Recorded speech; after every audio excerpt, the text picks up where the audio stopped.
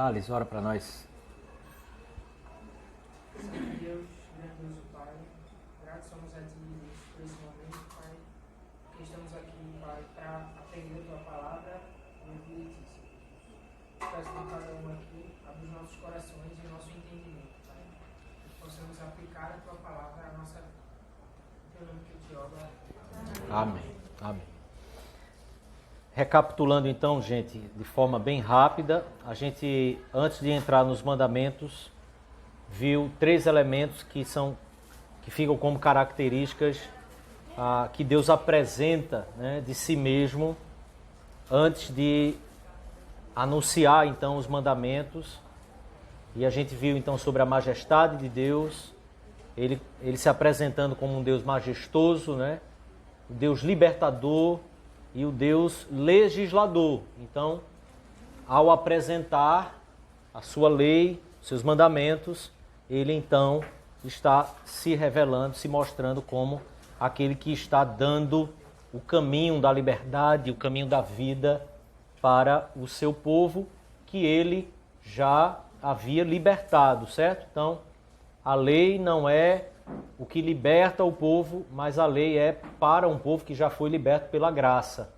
Então a lei não é antagônica à graça de Deus, a lei não é a contrária à lei de Deus, certo? A gente precisa tirar então a ideia do obedeça e se cale para substituir por permaneçam livres. É isso que Deus está fazendo ao entregar a sua lei. E a gente viu essa convergência, certo? De limite e liberdade.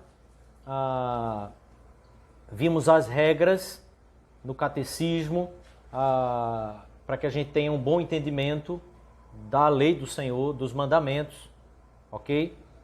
Peço que você releia isso sempre, é importante tê-las de forma clara na cabeça para, ao lidar com os mandamentos, com a lei do Senhor, você ter esses trilhos aí para poder caminhar, ok? Vamos para aqueles textos então que a gente já distribui para a gente ganhar tempo, certo? E então a gente poder seguir com a aula de hoje enquanto vocês vão lendo, certo? Os textos bíblicos.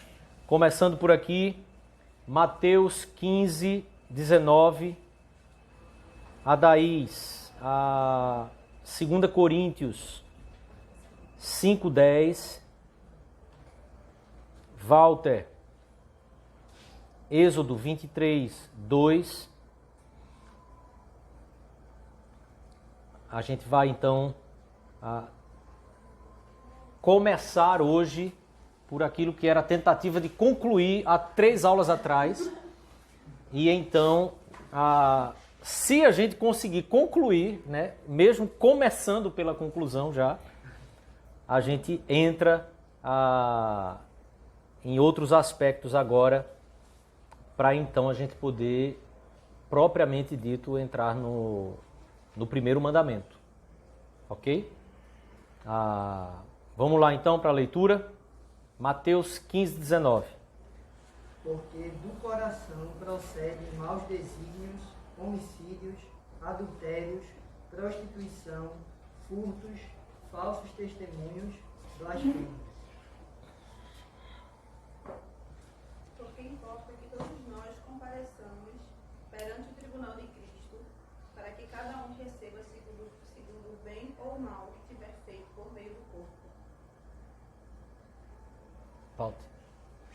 Não seguirás a multidão para fazeres mal, nem deporais numa demanda, inclinando-te para a maioria, para torcer o direito.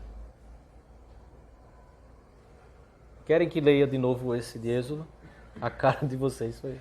Lê de novo. Não seguirás a multidão para fazeres mal, nem deporais numa demanda, inclinando-te para a maioria, para torcer o direito. Tá, agora pronto. Mas não tem o que fazer não. Agora essa quentura é a nossa própria respiração, entendeu? Vamos lá, gente. Observem só. A gente viu tudo isso. Discutimos aqui, pensamos em diversas questões do nosso abandono dos mandamentos. Esse café é meu? Muito obrigado. Eu fiquei sem entender quando ela passou assim. Olha só, gente.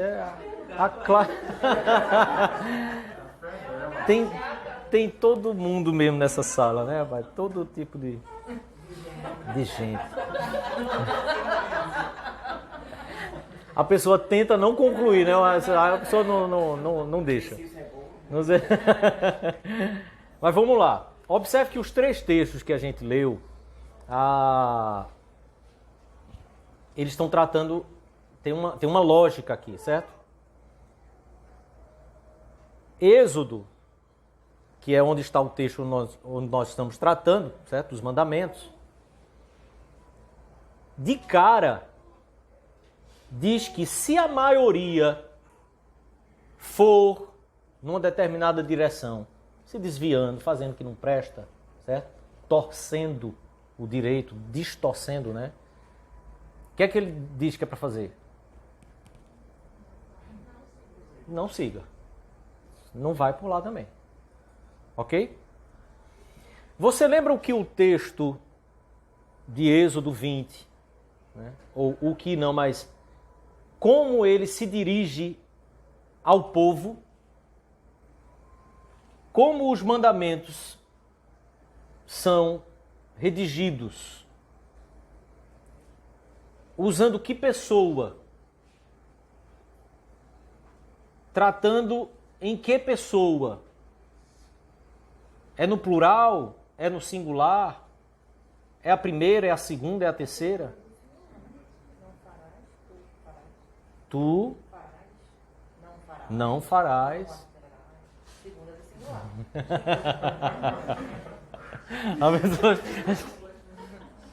Então veja, ele está dando o mandamento fazendo uma aliança. Não foi isso que a gente está afirmando aqui? É uma aliança que ele está fazendo com o povo. E a gente leu o texto. O Senhor nos deu a aliança escrita em tábuas. Então, os 10 mandamentos são a aliança de Deus. E Deus faz essa aliança com o seu povo, ok? Mas observe, ele não trata de forma geral assim. Ele não chega assim, vocês não façam isso, vocês. O mandamento é seu, é para você. É diretamente com você que ele trata. Por isso, Êxodo já pressupõe aqui que vai ter um bocado de gente que vai começar a se desviar desse negócio, certo? Inclusive, o desvio será da maioria. O Senhor já está pressupondo ali que, olha, quando essa maioria começar a fazer um negócio diferente, não vá por ela não. Não desvie também não. E é por isso que o mandamento é dado assim. Tu não farás. Mas observe. O pressuposto aqui, então, é um pressuposto que parte daquilo que esse povo é e como Deus libertou esse povo. Ok? Lembra que a gente viu isso? Um povo rebelde, um povo contumaz. Deus estava libertando, fazendo as coisas e eles estavam lá reclamando. Percebe como no capítulo 19 isso foi colocado? Ele vem tratando sobre isso. Antes de entregar os mandamentos, ele deixa claro. De novo, eu estou trazendo sempre na expectativa, assim, até quando é que vai me deixar na mão de vez. O Senhor deixa claro, então, que esse povo é um povo pecador, inveterado, sua natureza é uma natureza desviada. Sua natureza é uma natureza extraviada. Aí Paulo traz essas questões de forma mais clara. Certo? Então observe. chamou o povo. Tá lá, menino, pai, mãe, todo mundo. Mais de 1 milhão de pessoas. Certo? Dá a lei. Primeiro pressuposto da lei. Não faça o quê? Não terás. Estão sabendo, né? Quando eu falei errado, ninguém disse nada. Vai me pegar. Não terás outros deuses diante de mim. Qual é esse pressuposto, então? Oi? Eles? Mas era certo que eles fariam? Qual é o pressuposto? Para ficar bem... Eles têm toda a natureza, toda a condição para fazer. Ok? Aí o texto de Mateus, quem leu? Igor? O que é que Jesus diz? Porque do coração procedem maus desígnios, homicídios, adultérios, prostituição, furtos, falsos testemunhos, blasfêmias. Esse é o ser humano. E Deus faz uma aliança com essa raça. Veja, esse é o ser humano, querido. Abra em Gálatas. Deixa eu deixar aqui.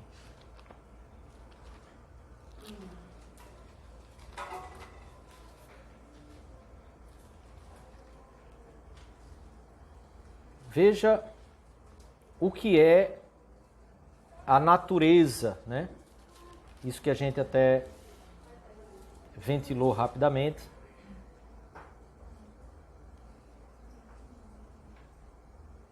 Versículo 17 do capítulo 5.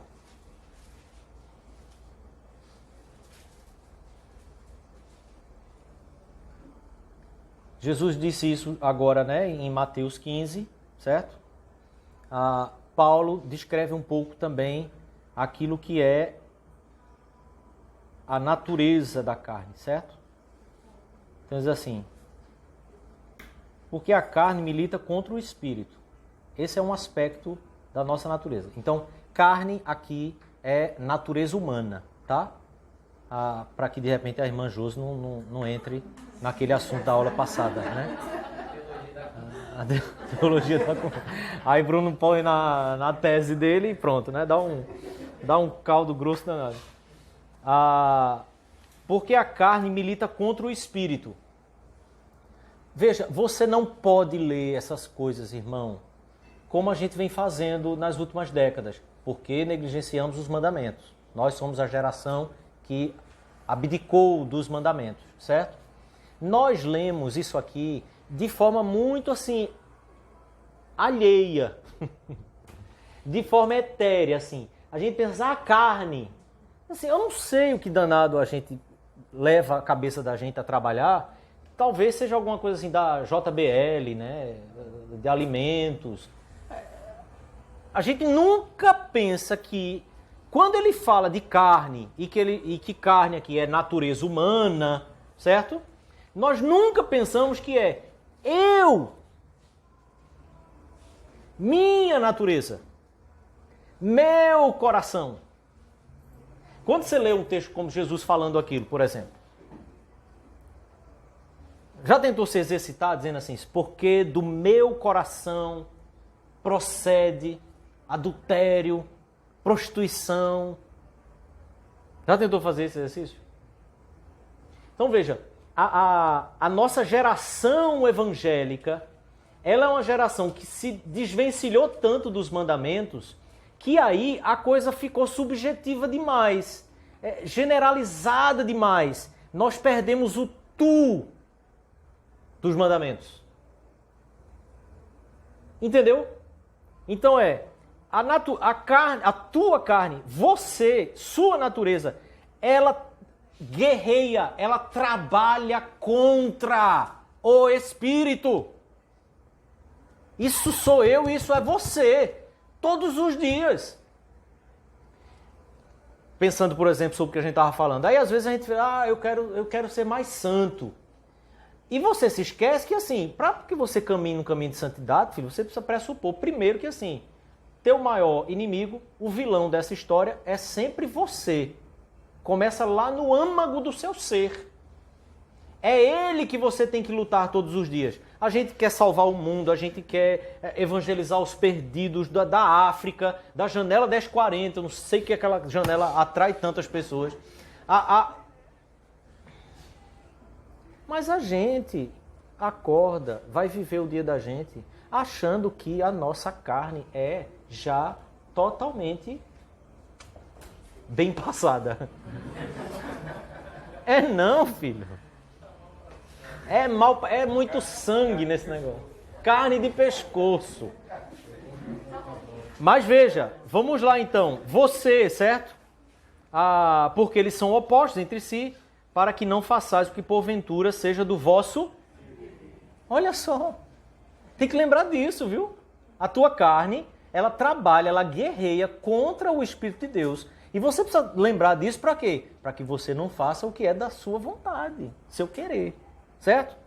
Mas se sois guiados pelo Espírito, não estais sob a lei. E aqui o aspecto da condenação da lei, ok? Porque o Espírito nos conduz em conformidade com a lei.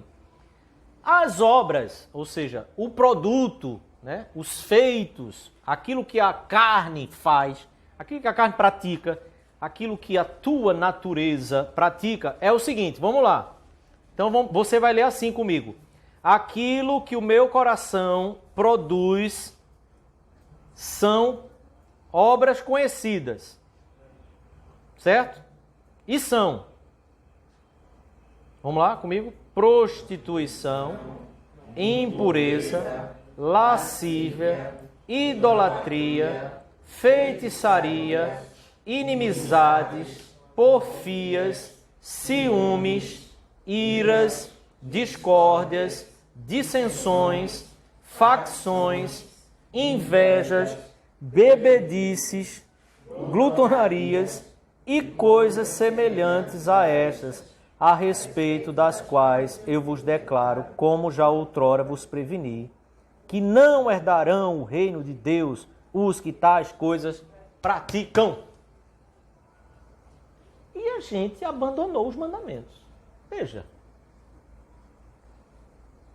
É uma igreja na atualidade, a igreja da atualidade é uma igreja soberba, presunçosa, arrogante, e Deus, ou o Deus dessa igreja, é um verdadeiro tolo.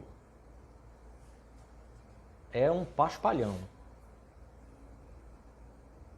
Porque com uma natureza dessa, certo? Nós ainda ficamos tentando discutir sobre se haveria necessidade de tal coisa, ou de tal coisa, de tal coisa, de tal coisa. E a gente se esquece que a briga, ela é muito ferrenha. Ela é uma briga atroz. O que acontece no teu coração, nessa militância do teu coração contra o Espírito, é cruel. A coisa é sanguinária, é pesado demais. Se você não entender o quanto de pecado você tem todas as possibilidades de produzir, você não consegue de fato dar valor à imensa graça maravilhosa do Senhor. Por isso os mandamentos dizem assim, não faça. Por quê? Porque você tem todas as condições para fazer. É por isso que ele trata assim, ó, no pessoal. É você mesmo. É por isso que Paulo diz assim, nós todos, individualmente, é que compareceremos. Observe que ainda que em Cristo não há mais condenação, ok? Mas aqueles que comparecem diante do tribunal, comparecem face a face, olho no olho, você e ele. É aquele dia que não haverá mais como você usar absolutamente nenhum subterfúgio, nenhuma desculpa. Não adianta vir com fanfarronice. Você estará diante do todo glorioso e santo Criador de todas as coisas. Diante dele, dizer o quê? Então o mandamento trata de forma muito pessoal. Pessoal. Olha, se a maioria abrir mão, não vai com eles não. Seja mesmo aquele que anda na solidão. Aquele que anda sozinho. Isso na nossa geração, hein? Seja aquele que, assim, não tem likes de nenhuma forma. Porque você é o radical. Oi? É o cancelado da história. Você é o cancelado da história. Então nós somos livres quando nós andamos na lei do Senhor. Mesmo que isso nos leve ao isolamento social. Você é livre quando realmente anda na lei do Senhor. Ainda que isso leve você ao isolamento social. O evangelicalismo de hoje não conhece mais isso. O evangelicalismo de hoje, ele tenta ser aquele que agrada a todo mundo. Que as pessoas gostam. É o evangelho que atrai as pessoas.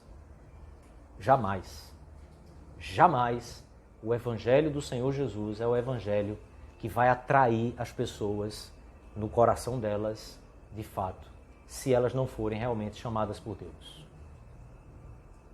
Porque de corações assim, coração prostituto, idólatra, e a lista é gigantesca. Ele se atrai por Deus.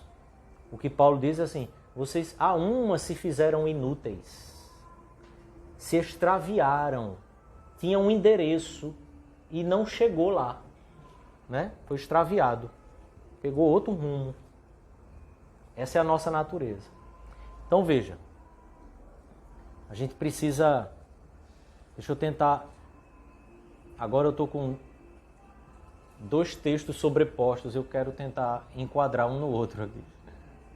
Primeiro, para a gente reordenar a alma, certo?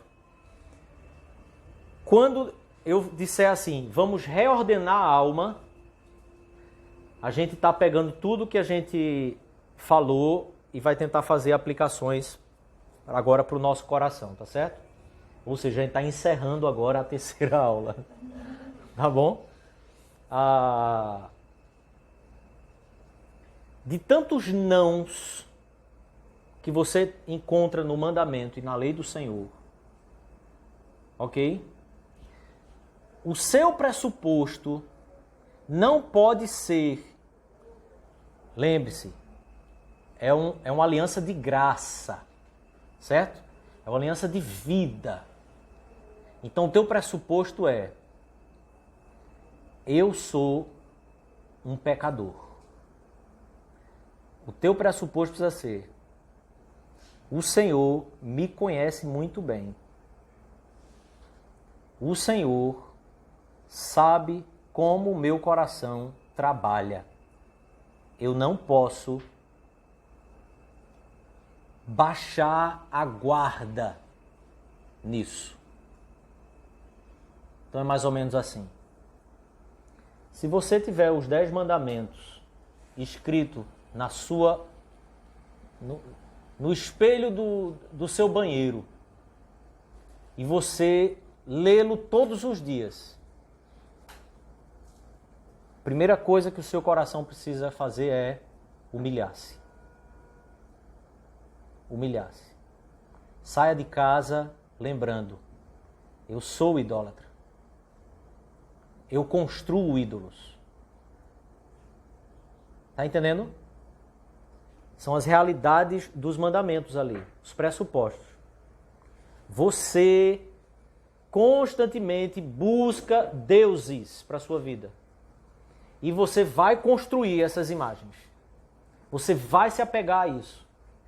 Se você vacilar, se você não clamar pela misericórdia, se você não clamar pelo Espírito de Deus, se você não permitir que a palavra de Deus habite ricamente em seu coração, você vai fazer isso. Você vai cair nesse pecado. Se você não se esforçar, se você não se organizar, você deixa de buscar ao Senhor. Você deixa de guardar o dia do Senhor. Você deixa de prezar pelos seus irmãos. Você deixa de considerar o outro superior a você mesmo. No momento em que Cláudio olhar para mim um pouquinho mais torto, aí eu já pego um ar do lado de cá, porque na verdade eu já abandonei os mandamentos. Aí eu já penso do lado de cá, se eu sou o pastor da igreja e esse cara tá olhando para mim assim, você tá entendendo? E você já percebeu que quando essas coisas rolam em igreja assim, as pessoas falam assim, meu Deus, né? Que absurdo, a liderança. E essa liderança é o quê, pelo amor de Deus? Então, querido, quando a gente descobre, que não deveria ser esse termo, mas às vezes parece que a gente está descobrindo, né? Quando a gente descobre o que é a natureza humana, e os mandamentos de Deus nos fazem isso, a gente precisa parar de se escandalizar com umas coisas, entende? Como se fossem anjos que tivessem brigado. Anjos que tivessem adulterado. Então a gente precisa odiar ao pecado nosso. Com o pecado do outro a gente tem que ter o quê? Temor a Deus e amor ao próximo. Por causa do temor de Deus você o corrige. Mas por causa do amor você o corrige com brandura. E aí Paulo vai tratar exatamente isso aqui, capítulo 6, aos Gálatas. A nossa natureza é assim. A natureza de Deus é santa. E é dentro dessa santidade que Ele nos chamou a viver. Entende? Então a gente precisa deixar cair esses pressupostos equivocados que partem de um princípio equivocado de que crente em Jesus é um pessoal que recebeu uma vacina contra pecado. Porque não é. O pecado não te domina mais. Mas se você deixar, você vai cair. Se você baixa a guarda, você vai cair. Porque ele ainda está presente. Quando você foi salvo em Cristo, o pecado não foi retirado da sua vida. Ele perdeu o poder que ele tinha. Ele deixou de ter a condenação que ele tinha. Mas ele só vai deixar de estar presente quando o Senhor Jesus nos levar, ou antes dele voltar, ou na sua volta. Aí ele não está mais presente. Mas não vai ter nem um resquício dele. Então, os nãos que a palavra de Deus diz para você, lembre-se, ela está pressupondo que você vai fazer, que você tem condição de fazer.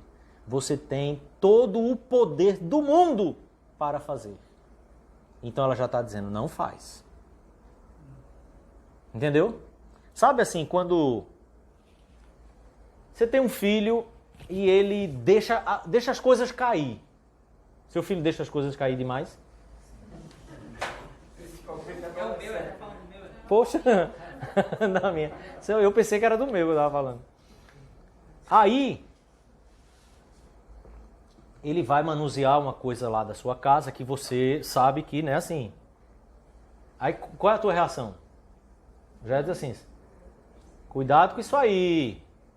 Não, pega direito. Pega com as duas mãos. Meu filho, leve isso de... Não leve assim, não.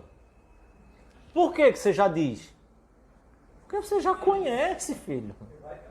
Vai. Se você não... Então, os nãos já vêm para ficar claro para a gente.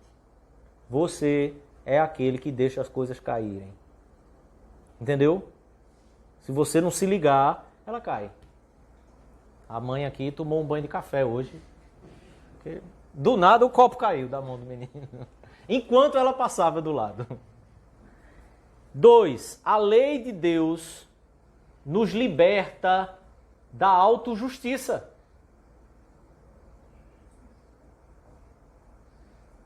Você já pensou como a nossa geração é uma geração de mimimi? Como que a igreja atual é uma igreja toda de cristal, dodói, não me toque. Sabe por quê?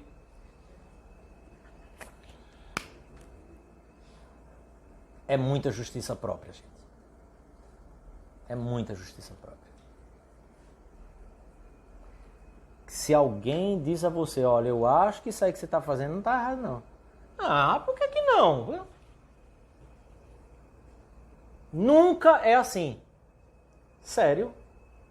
Por quê? Porque aí se senta e avalia-se biblicamente. Existe o risco de você ter que mudar de direção. Mas quando a gente deixa com que a nossa justiça seja o que conduz a vida da gente, no fim das contas, nós somos a geração de evangélicos mais conduzido pela carne, talvez, da história. Cheia de justiça própria. E com as redes sociais, aí é que essa justiça própria, assim, atingiu níveis estratosféricos. Porque se você não é famoso, você quer ser. Se você é famoso e alguém disse alguma coisa que detonou o que você tinha dito, aí é que você se manifesta. E aí começa a guerra. Só que isso também acontece nos nossos relacionamentos. E mulheres, eu não tenho problema com cancelamento. Vocês são muito piores nisso. Podem me cancelar. Eu não tenho Instagram, não tenho WhatsApp, então eu tenho, né, quase assim. Não tenho Face. Justiça própria. E aí, Deuteronômio manda você escrever na testa, escreve na palma da mão, escreve nos umbrais, pinte as suas unhas com os versículos bíblicos, mandamentos recíprocos, né? Bote cada um lá, ó, em cada um da sua unha. Na de José cabe os 10 mandamentos. Em cada uma. Por favor, eu não sei se ela está aqui, só não precisa cantar, Dione. Estou sabendo do mandamento aí. Que aí, Dione... você está aí, Dione. Eu soube que o mandamento lá era alguma coisa, cantar e não sei o que, ó, né? Cantem uns para os outros.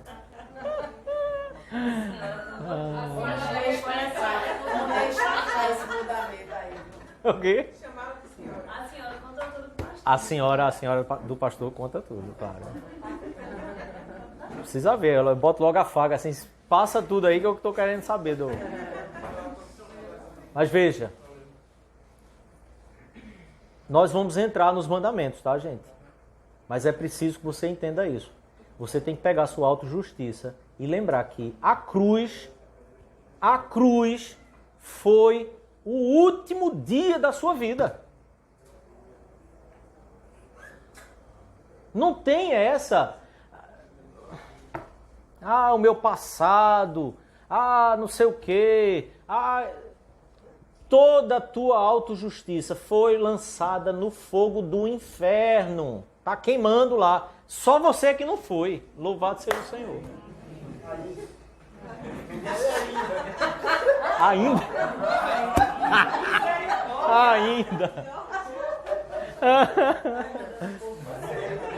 Eu não estou mandando ninguém.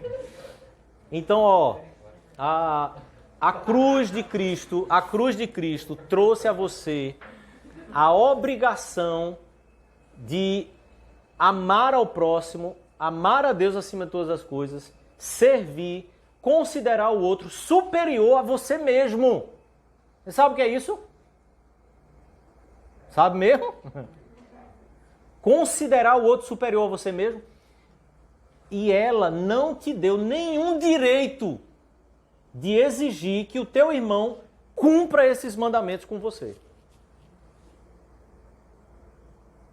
Dá para entender isso? Isso é pegar a tua autojustiça e cravar na cruz. Morreu. Então, se o teu irmão não está fazendo isso em relação a você, a cruz de Cristo pegou a tua justiça e jogou no lixo. Você não tem que espernear. Então, quando Deus der a oportunidade de você tratar com o irmão quanto ao pecado dele, você vai tratar com o pecado dele com brandura, com amor. Inclusive, não trazendo à tona questões que o teu irmão, por causa daquele pecado, pisou em você. Aquelas ali você não tem que tratar, não.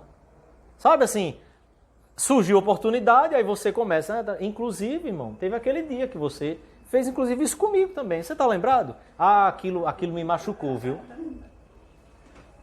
Assim, o que é isso? Imagina o pastor da igreja seguindo essa linha para tratar dos irmãos.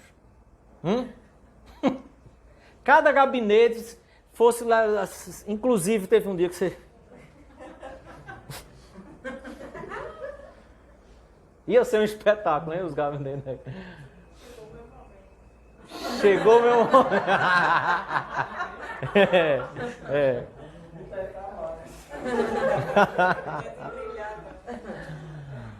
Veja, a gente está tentando reordenar a nossa alma. A gente não pode se conduzir por outras réguas, por outros parâmetros. A gente tem que se conduzir pela régua do Senhor. Está entendendo? Aí, meu irmão, nessas horas é que a gente sente o coração ser tratado. Quando a tua autojustiça, assim, que ela... E você diz assim, não, ela morreu na cruz. Tem não. Então veja, quem vai medir é a lei do Senhor. Mesmo dentro de uma estrutura do mundo que é toda caída. Então observe. Existe erro, existe mal nas estruturas do mundo, nas estruturas sociais, nas estruturas eclesiásticas. Existe mal, existe erro.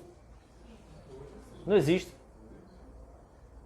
Mas a palavra de Deus, ela fala de tu. Você não pode jogar a culpa para absolutamente nada. Quem é que vai estar diante do tribunal? É tu. O gaúcho é que gosta disso, né? Não são as estruturas. Sejam elas de que ordem for. Quem está lá é você. Quem vai responder é você e por você. E aqui, há um ponto sério para reordenar a sua alma. A lei de Deus é essa melhor régua, certo? Para nos medir. Ok? É ela que nos mede. Mesmo dentro de estruturas, certo? E mesmo que essas estruturas sejam boas. Ok? Uma estrutura boa. Família. É ruim a estrutura de família? Não. Não é isso?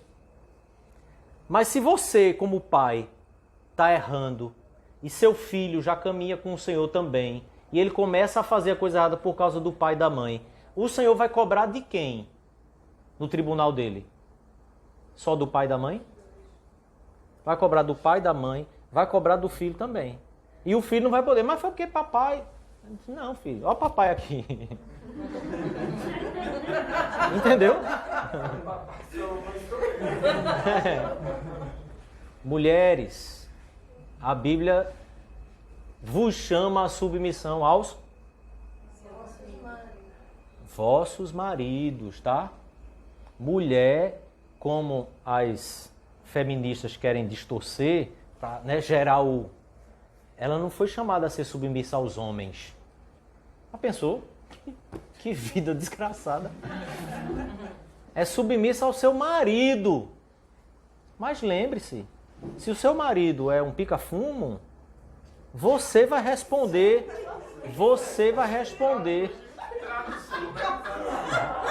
Fumaça, sei lá.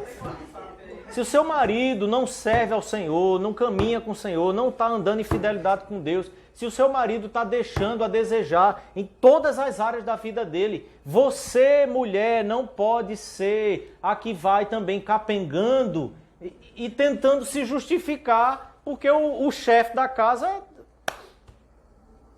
Não, o problema é teu e tu vai te resolver com ele diante dele.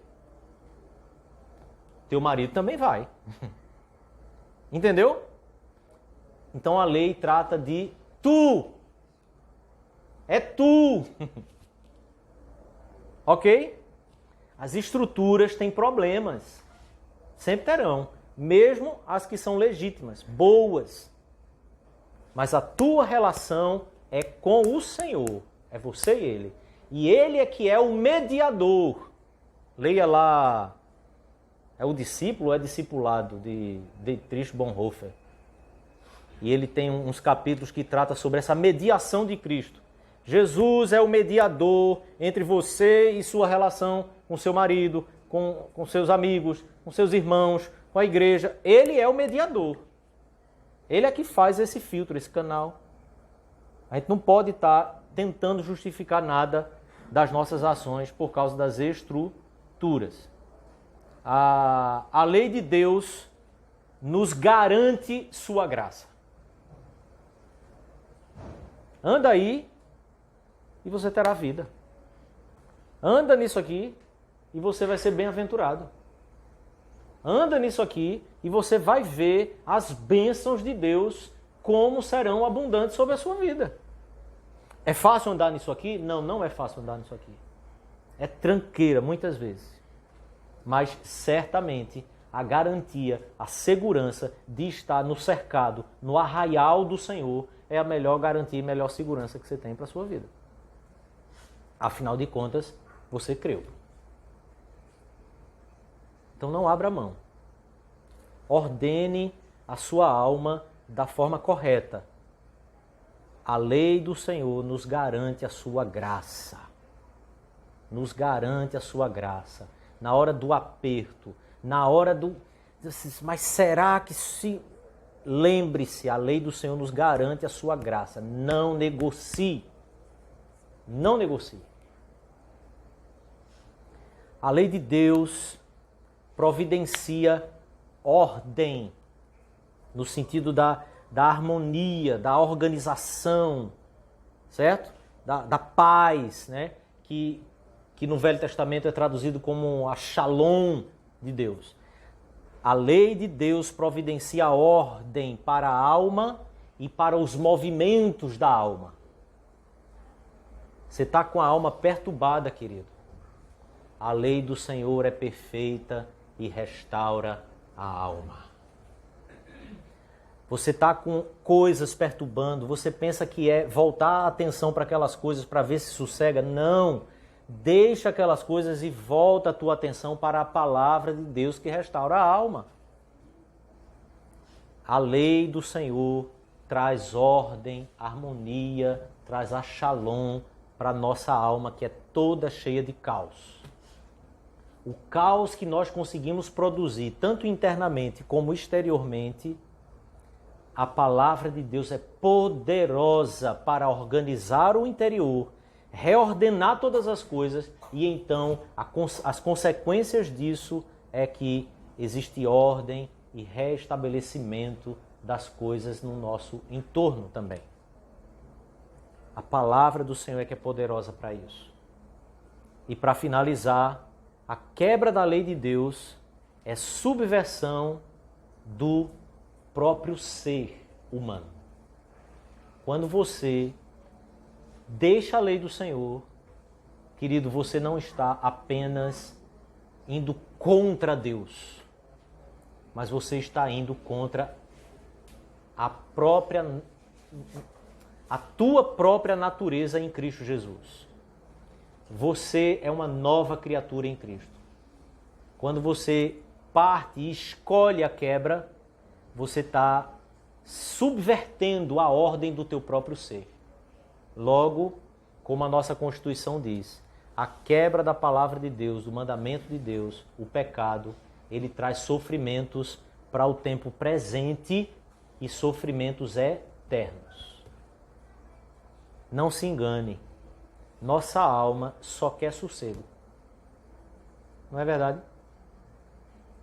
Mas quando a gente abre mão dos mandamentos, a primeira coisa que ela começa a sofrer é falta de paz, sofrimento. A desordem vai se estabelecendo. Você quer ordem na sua alma e na sua vida, busque na palavra, na lei do Senhor, como é que ela vai reordenar tudo isso. E se é isso que você quer, você estará no primeiro mandamento, que a gente vai começar na semana que vem. Amém? Amém.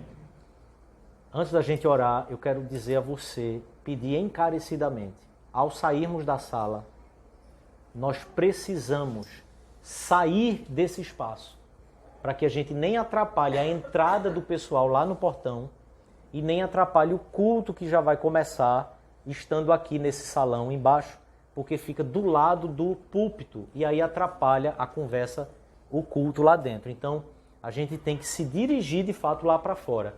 No máximo, se não vai para a calçada, tem um terraço lá na frente, que você vai ver lá, que é na Casa Velha, subindo na Casa Velha, você pode ir lá para aquele canto para não atrapalhar nada, nem a entrada do povo, nem o início do culto deles. Tá ok?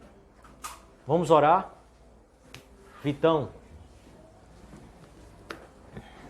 Senhor Deus, nós louvamos, Pai, teu nome. Te agradeço por esse momento aqui. Te agradeço, Senhor, que o Senhor permite que a gente possa meditar na tua lei e contemplar todo o teu conselho, todo o teu juízo, Senhor. Amém. E a gente, quando se percebe, Pai, olhando a tua lei, olhando para a nossa vida, percebendo, Senhor, os nossos desejos da nossa carne e olhando, Senhor, para a tua santidade, nada a gente pode fazer, Pai, senão se perguntar quem pode subsistir, Pai, quem pode estar diante de ti, Pai, não ser consumido, Senhor, pelo Senhor mesmo. Meu Deus. Te louvo, porém, Senhor, porque o Senhor tem um perdão, a gente em Cristo pode estar em ti, e em Cristo a gente pode não só contemplar a tua lei, mas também amá-la, Senhor. E a gente pede, Pai, que pelo teu Santo Espírito, o Senhor nos conduza, Pai, a enxergar o nosso pecado, a enxergar a justiça que é em Cristo, e a perceber, Pai, que o Senhor tem tratado o nosso coração e o Senhor tem nos conduzido, Pai, pelo caminho eterno. Amém. Então a gente pede, Pai, a gente anseia pelo Senhor e aguarda, Pai, no Senhor mesmo, para completar, Pai, essa obra que o Senhor iniciou em nossas vidas. Amém. Nos ajuda, Pai, pela Tua palavra, nos conduz pelo Teu Espírito nessa semana. Amém, Senhor. Em nome de Jesus. Amém. Amém. Deus abençoe, queridos. Sigamos com ordem e decência para não atrapalhá-los.